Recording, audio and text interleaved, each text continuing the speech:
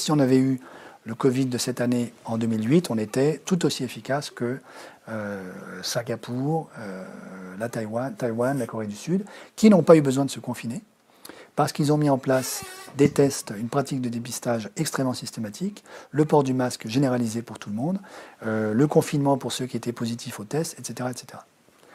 Simplement, depuis 2007, cette idéologie post-libérale qui habite une partie de nos esprits fait qu'un certain nombre de gens très peu éclairés se sont dit « Ah oui, mais en fait, des stocks de masques, c'est nul, c'est de l'argent perdu, c'est de l'argent qui dort, c'est de l'argent public qui ne sert à rien. Éliminons ces stocks de masques. » Cette assurance.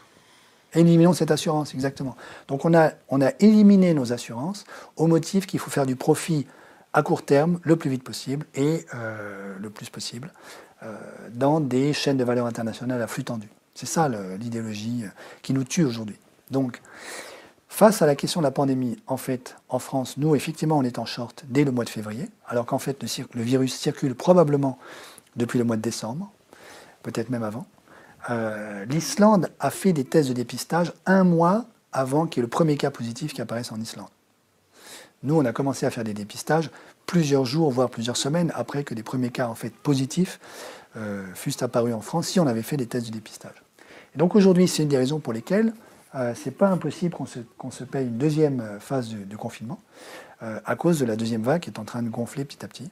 Donc j'entends que le gouvernement serait en train de réfléchir à un confinement parisien entre le 15 octobre et le 15 novembre à peu près, si on n'arrive pas à juguler cette deuxième vague et si de nouveau nos services de réanimation sont dépassés, comme ça risque d'être le cas, puisqu'on n'est toujours pas en train de mettre en œuvre des stratégies de dépistage efficaces et systématiques en France. On a pris du retard sur le traitement d'autres patients, qu'on a pris du retard, et qu'on va peut-être se taper une épidémie de grippe en plus d'une épidémie de Covid.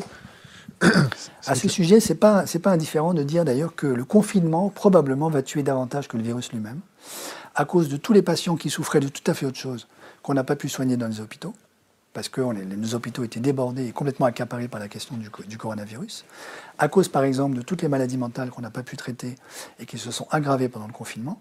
Je discutais pas plus tard qu'hier avec une psychanalyste qui me disait des choses très intéressantes. Elle me disait qu'elle était très inquiète à l'idée d'un deuxième confinement et que elle, ce qu'elle avait observé pendant le premier confinement, c'était la tentation très très forte chez une partie des Français et des Françaises d'une espèce de régression intra-utérine, c'est les mots qu'elle a utilisés. De la cabane. Le syndrome de la cabane. Voilà, vous êtes bien dans votre petite cabane, et finalement, l'altérité comme telle finit par vous faire peur. Et ça, c'est la mort de l'humanité. Il faut comprendre ça. C'est extrêmement grave comme situation.